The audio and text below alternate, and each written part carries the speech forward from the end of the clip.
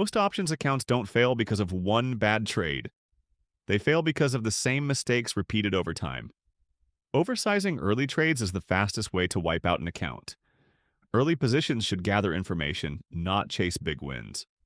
Relying on short-dated options as a default adds unnecessary gamma and theta risk, forcing traders to be right immediately. Trading direction without structure is another common mistake. Options must be structured so time and volatility are considered, not ignored. Refusing to take losses turns small, manageable drawdowns into major account damage. Options decay over time. Waiting increases risk. Choppy markets encourage overtrading. Smart traders trade less, not more, when conditions aren't favorable. Finally, many traders abandon risk rules after a win. Confidence increases. Discipline fades and losses follow quickly. Accounts aren't wiped out by markets, they're wiped out by habits. Avoid these mistakes early and you dramatically improve your odds of long-term success.